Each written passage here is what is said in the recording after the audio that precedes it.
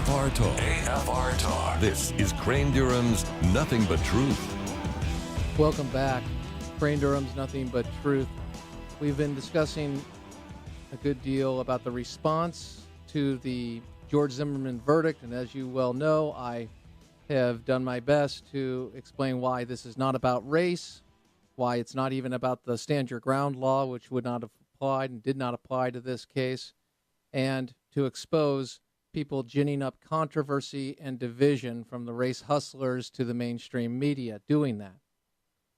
But I felt compelled to call on a journalist that I've had the privilege of reading, and I've mentioned him before, and I'm sure I've mispronounced his name, but his name is Arnold Ahlert, and he's a writer for Front Page Mag and the Daily Mailer, and he wrote for the New York Post for years.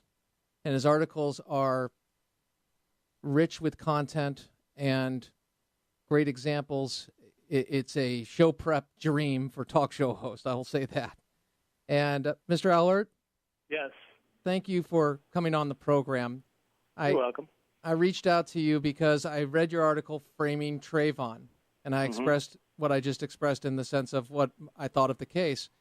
Yet I did feel that you were providing information that we should all hear, because when we go into these cases and it is so emotional, we on the right, I would say, or the conservatives who may agree with the verdict like me, don't want to go and do what the left does to us so often. So when it comes to Trayvon Martin, you wrote a piece, Framing Trayvon. Explain to me or enlighten us on what many of us may not realize about Trayvon Martin.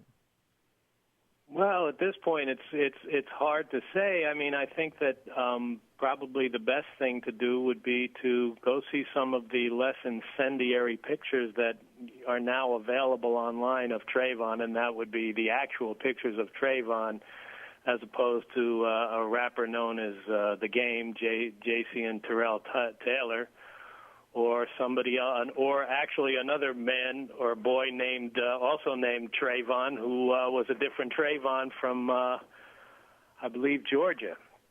Mm-hmm. And you'll get a sense that, you know, he may have been a lot more human than the right-wing portion of the media is making him out to be.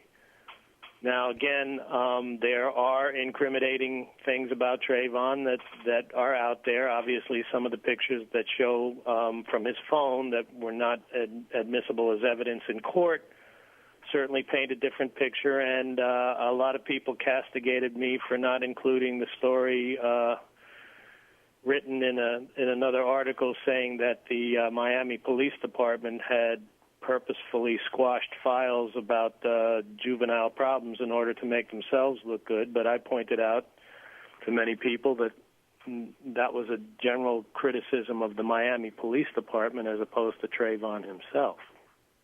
Was some of the things you point out in this article of maybe some of the things that have happened or reported to have happened, one being he was accused of slapping a bus driver in the face and almost being arrested. Is that nobody has been able to corroborate that story. Nobody has been able to corroborate the fact that the jewelry that he supposedly had was stolen, because they haven't nobody's called up to claim it or anything like that. His marijuana possession was actually for a marijuana pipe, and the bag that supposedly contained marijuana was closer to marijuana residue. Now, again, that doesn't exonerate him, but that certainly paints a somewhat different picture of him than the thug that so many people would like him to be. Why do you think people desire him to be a thug? Because my personal opinion Sure. is that at this point it's largely a reflexive action. Call it a counterpunch. This case was never about race. In fact, in a subsequent article about what the Justice Department is doing, and the latest thing being now that they are confiscating Zimmerman's gun, there's a timeline that shows that it was the Associated Press who first referred to George Zimmerman as as a white, and it sort of caught on because, as you undoubtedly know, once a story is published by a credible source, and I guess we have to call AP a credible source, even though sometimes I have my doubts, people just run with that without doing any fact-checking on their own. And then it moved into the New York Times actually having to invent a term, which is white Hispanic, which is kind of amusing because I made a point in another article that I didn't publish in this particular source that said, if Zimmerman is a white Hispanic, that makes our president a white black American, and I don't think you're going to get too many people out there to call Barack Obama a white black American. Now, the other thing is that once the media started running with this, I'm sure your listeners are well aware of the fact that NBC is going to be sued for doctoring a tape that made Zimmerman sound like he was racist. And the whole racist angle is belied by the fact that Zimmerman's story done post-trial by Reuters that revealed Zimmerman has black blood in his family tree from on his grandmother's side. So not just Peruvian blood, which would make him Hispanic, but they don't go into detail, but I'm assuming possibly black Indian blood from Peru or something like that. But again, and the fact that his grandmother babysat two girls on a regular basis who ate with the family and walked back and forth with the Zimmerman children, including George, back and forth to school. Now, these are all facts that are readily available if people wish to avail themselves of them, but as I've learned more often lately than any other time in life, facts really don't matter to a lot of people with an agenda. And it's easy to get caught up when we see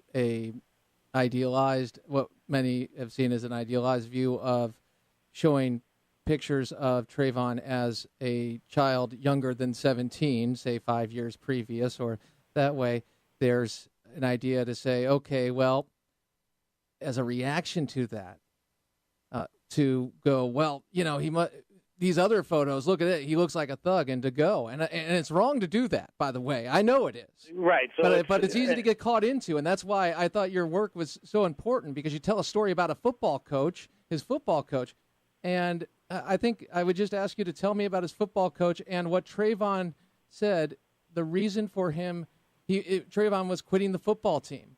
Yeah, Trayvon was quitting the football team because he wanted to study to become a pilot. And the coach, who I believe is also black, said to him, well, black people don't become pilots. And Trayvon said, well, then I want to be the first one.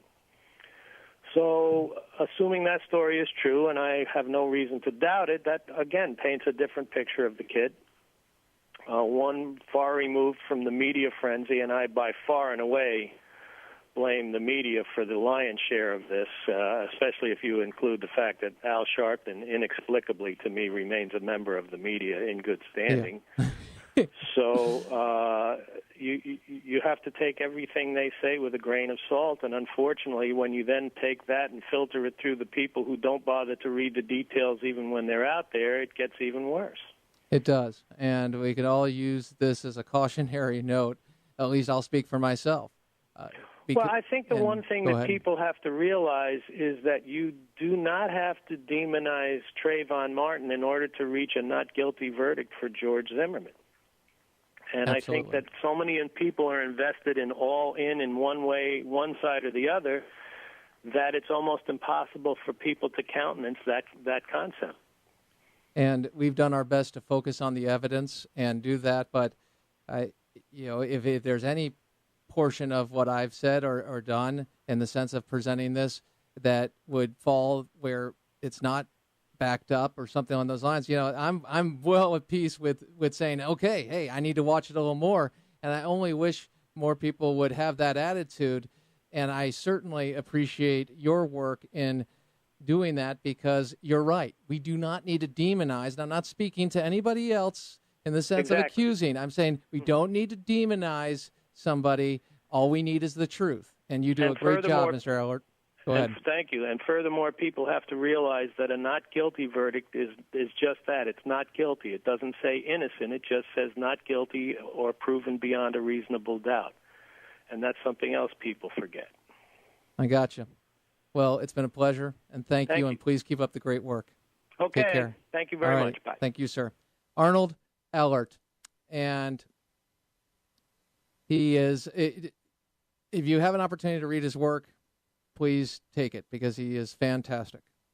And interestingly enough, when I heard that what's going on, and I've seen the pictures of Trayvon, and I think what got me was I looked at Trayvon as a thug. Now, that did not change or influence the way I was looking at the evidence in the case. It was the characterization of going from my idealized person to things that we were seeing online. And quite frankly, what matters here is not Trayvon or George Zimmerman in the sense of the characterizations. It matters what happened and what was proved. And as I've stated, I am completely in support of the verdict.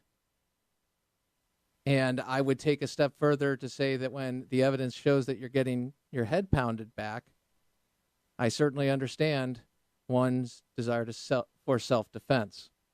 So, Crane Durham's Nothing But Truth, hopefully holding up that standard. For those who may say, well, Crane, what have we learned more about his history and what the Miami police is? I'm not really interested in Trayvon, because it's not about that. It was about justice, and it was about the perversion of the justice system, in my estimation, by the mainstream media, by the Department of Justice, and by the race hustlers, who also are part of the mainstream media, as Mr. Ahlert pointed out. Why is Al Sharpton so? Great question. Anyway, hope you enjoyed the show. I wish we had more time, but we do not, and that's okay. You can go to the Facebook page, Live with Honor in Your Life, Compassion in Your Heart. Aaron, special message out there. You're worth it. You are absolutely worth it. You matter. God created you. He loves you. He has a plan for you. And you have so many gifts. He loves you right where you're at. Remember this, that we look up. We say, thank you, Jesus, as we are sinners. And the only thing that separates us from our sin is the blood of Jesus. Live with honor.